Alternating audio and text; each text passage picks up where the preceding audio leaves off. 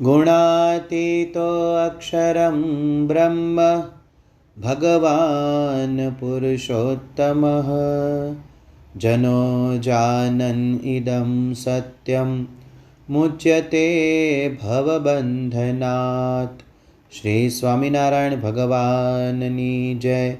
अक्षर पुरुषोत्तम महाराजनी जय। गुणातीतानंद स्वामी महाराजनी जय। भगत जी महाराजनी जय। शास्त्री जी महाराजनी जय। योगी जी महाराजनी जय। प्रमुख स्वामी महाराजनी जय। महंत स्वामी महाराजनी जय। सूरत अक्षरधाम महोत्सवनी जय। कार्यकर सुवर्ण महोत्सवनी जय।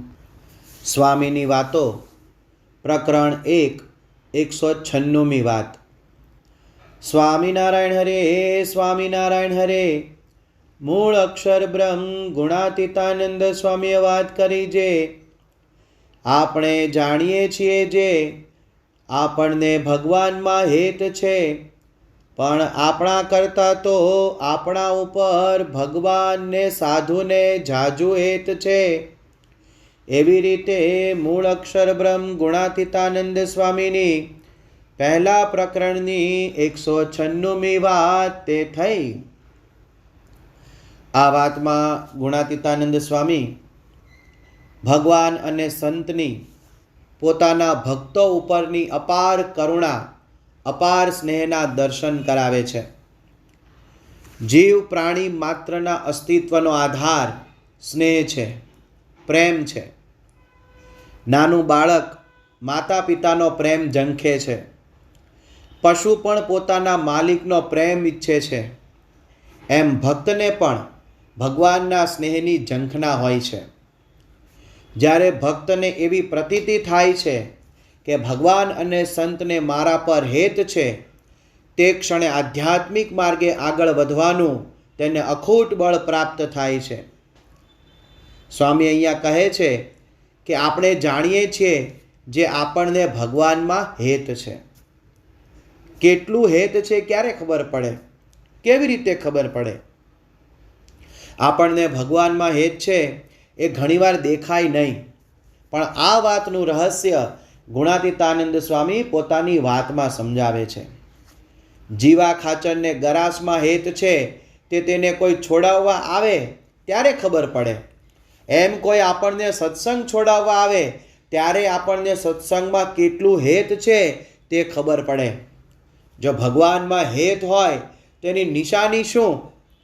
વચનામૃત કાર્યાણીનું 11 એમાં શ્રીજી મહારાજ કહે છે, જેને ભગવાનને વિશે પ્રીતિ હોય તે ભગવાનની આજ્ઞા કોઈ કાળે લોપે નહીં, ને જેમ ભગવાનનું ગમતું હોય તેમ જ રહે। હેત છે એટલે તન મન ધનથી સત્સંગનો ઘસારો વેઠાય છે। દાદા ખાચરે શ્રીજી મહારાજ માટે સર્વ પ્રકારનો ભીડો સહન કર્યો, તેનું કારણ હતું હેત। શ્રીજી મહારાજે પરમહંસોને 114 આકરા પ્રકરણોમાં વર્તાવ્યા। ગોળા ખાવાના, કંતાન પહેરવાનું, શિયાળામાં પાણીમાં બેસવાનું, ઝાડ નીચે રહેવાનું, અરે કૂતરું ભસે એનો અવાજ ન સંભળાય એટલું દૂર જંગલમાં રહેવાનું, ગામથી દૂર। આ બધું જ એમણે પાળ્યું। એક જ કારણ, તેમને શ્રીજી મહારાજમાં હેત હતું। યોગીજી મહારાજને શાસ્ત્રીજી મહારાજ પર હેત હતું તો 40 વર્ષ સુધી રોટલા ઘડવાની આજ્ઞા એક ધારી સાર ધાર પાળી। આપણે પણ સ્વામીશ્રીની આજ્ઞા મુજબ જેટલું વર્તીએ એટલું હેત જાણવાનું, ને જેટલી આજ્ઞામાં કસર કચાશ એટલી પ્રેમમાં ખામી કહેવાય। આમ છતાં આપણા પર ભગવાન અને સંતને ઝાઝુ હેત છે। શ્રીજી મહારાજનું આ બ્રહ્માંડની, આ પૃથ્વી પર, આ ભારત દેશમાં અને આ ગુજરાતમાં અને આપણા સૌરાષ્ટ્રમાં પધારવાનું કારણ જ ભક્તો પરનું હેત છે। પોતાના પ્રેમી ભક્તોના મનોરથો પૂરા કરવા એ જ ભગવાનને અવતાર ધર્યાનું પ્રયોજન છે। જો શ્રીજી મહારાજ રાજા રૂપે આવ્યા હોત તો આપણે એમની સાથે હળી મળી જ ના શકત, પરંતુ આપણા જેવા સામાન્ય થઈને આવ્યા ને સામાન્ય જેવા જ રહ્યા। માનકુવામાં શ્રીજી મહારાજને ભૂખ લાગી તો વશરામ ભગતે ખીચડી બનાવી. ઠારવા માટે એમની પાસે કોઈ પાત્ર નહોતું તો પથ્થરની છીપર પર ઠારી અને શ્રીજી મહારાજ એ છીપર પર પાથરેલી ઠારેલી ખીચડી જમી ગયા. ભક્તરાજ સંગ્રામના કુબામાં કે જેતલપુરની ગણિકાના મહેલમાં જવામાં તેઓ બિલકુલ ખચકાયા નહીં, કારણ કે તેમને ભક્તો પર અપાર હેત હતું. મહારાજ કાઠી દરબારો સાથે ઘોડા ખેલાવે, ગઢડામાં પાંચુબા સાથે છાશ વલોવે. આ મનુષ્ય જેવા ચરિત્રોથી ભક્તોની તમામ ઈચ્છા પૂરી કરતા. શ્રીજી મહારાજે રામાનંદ સ્વામી પાસે માગેલા 2 વરદાન જ બતાવે છે કે શ્રીજી મહારાજને ભક્તો અતિશય વહાલા છે ને એમની જ ચિંતા છે. પહેલું વરદાન, મારા ભક્તના ભાગ્યમાં રામપાત્ર એટલે કે ભિક્ષાપાત્ર હોય તો તે મને આવે, પણ મારો ભક્ત અન્ન વસ્ત્રે દુઃખી ન થાય. અને બીજું વરદાન, મારા ભક્તને એક વીંછીના ડંખની વેદના થવાની હોય તો મને રૂવાડે રૂવાડે કરોડ કરોડ વીંછીની વેદના થાય, પણ મારા ભક્ત દુઃખી ન થાય. મહારાજને પહેલેથી તો વન પર્વત અને એકાંત જ ગમતું હતું. જ્યારે આપણે વચનામૃત ગઢડા અંત્ય 13મું વાંચીએ ત્યારે આપણને એની પ્રતીતિ થયા વિના રહેતી નથી. પણ પોતાના ભક્તો સાથેની અતિશય પ્રીતિને કારણે તેઓ સમૂહમાં માણસો વચ્ચે રહે છે. શ્રીજી મહારાજ કહે છે, અમે ભગવાન અને ભગવાનના ભક્ત સંગાથે અમારા મનને અતિશય પ્રીતિએ કરીને જોડી રાખ્યું છે. શ્રીજી મહારાજ ભક્તોના સુખ દુઃખમાં સદાય સાથી રહ્યા છે. નાજા જોગ્યાની રક્ષા કરવા રાતોરાત છેક વિસનગરથી ચાલતા ચાલતા ભોયરા પહોંચ્યા. અને એટલે જ સદગુરુ નિષ્કુળાનંદ સ્વામીએ પોતે ગાયું ને કે જે જે હરિએ કર્યું હેત એવું કરે કોણ આપણે રે, માત તાત સગા સમેત માન્યા સનેહી ભોળાપણે રે. જોને ગર્ભવાસની ત્રાસ ટળે કેમ ટાળી કોઈની રે, તે પણ ટાળીને અવિનાશ રાખે ખબર અન્ન તોયની રે. શ્રીજી મહારાજે આપણા દેહની ચિંતા કરી છે ને દેહ મૂક્યા પછીની ચિંતા પણ કરી છે.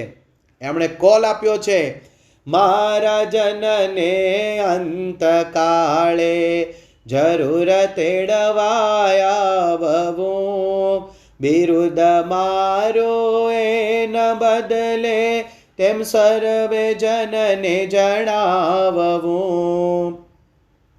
વચનામૃત ગઢડા મધ્ય 28માં કહ્યું કે અમારે તો જન્મો જન્મ ભગવાનના ભક્તની સેવા જ કરવી છે. હેત હોય તે ભવિષ્યની પણ ચિંતા કરે.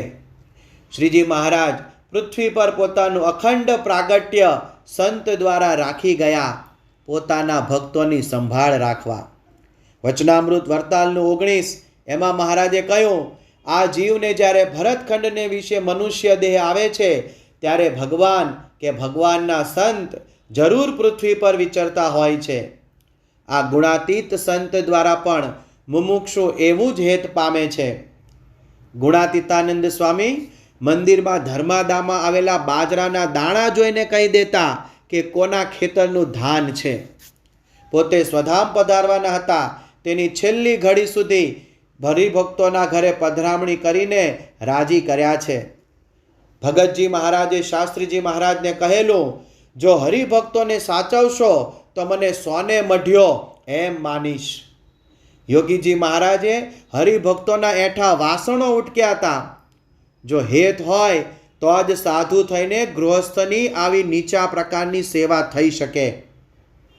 એકવાર ભાદરણમાં અમદાવાદના યુવક જગદીશભાઈ ત્રિપાઠી બીમાર પડ્યા.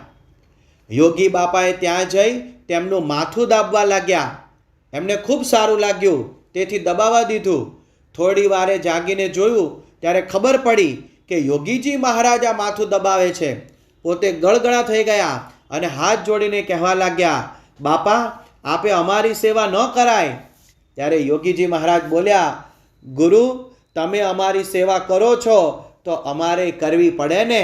એમ કહીને સુડાવી દીધા અને બપોરે જમવા આવ્યા ત્યારે 3 વાટકા શ્રીખંડ જમાડ્યો. પ્રમુખ સ્વામી મહારાજનું આપણા પર કેવું હેત. સ્વામીશ્રીએ પોતાનો દેહ હરિભક્તો માટે કૃષ્ણાર્પણ કરી દીધેલો. રાજમહેલ જેવા મંદિરોમાં રહેવાનું છોડી અને પરમ પૂજ્ય પ્રમુખ સ્વામી મહારાજ રોજના એવરેજ 2 થી 3 ગામ વિચરણ કર્યું છે.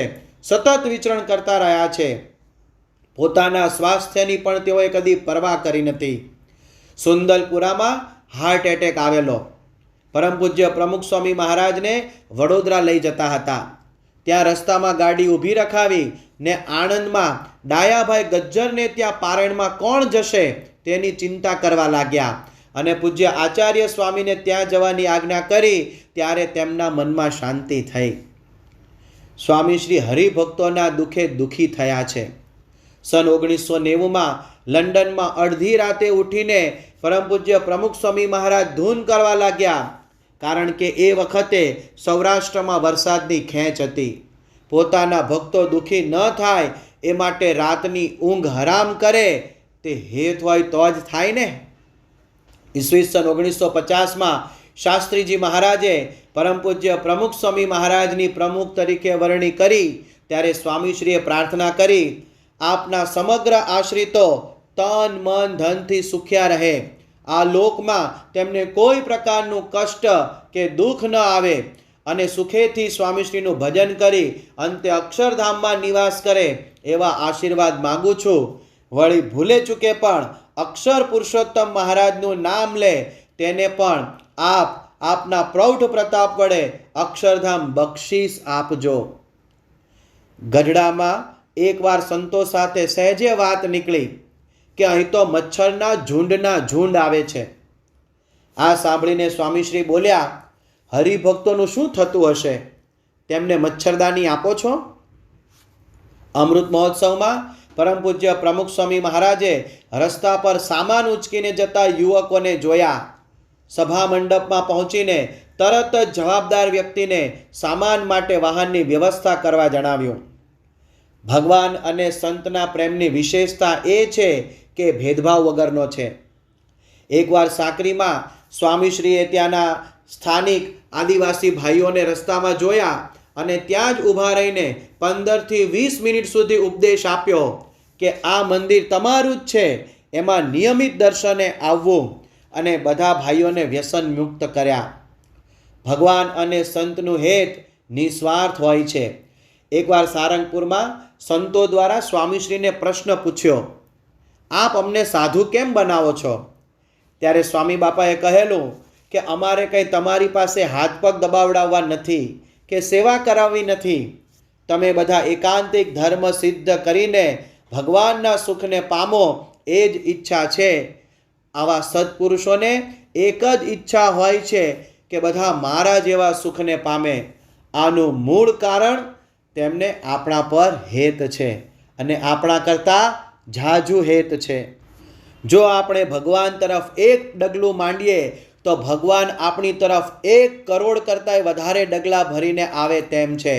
તો આવો આજના શુભ અને પવિત્ર દિવસે મહારાજ સ્વામી, પરમ પૂજ્ય પ્રમુખ સ્વામી મહારાજ અને પરમ પૂજ્ય મહંત સ્વામી મહારાજના ચરણોમાં પ્રાર્થના કરીએ કે દિન પ્રતિદિન અમને પણ આપનામાં હેત વધતું જ જાય એવી બળ બુદ્ધિ અને શક્તિ આપો. ગુણાતીતમ ગુરુમ પ્રાપ્ય બ્રહ્મરૂપમ નિજાત્મનઃ વિભાવ્ય દાસ ભાવેન સ્વામિનારાયણં ભજે.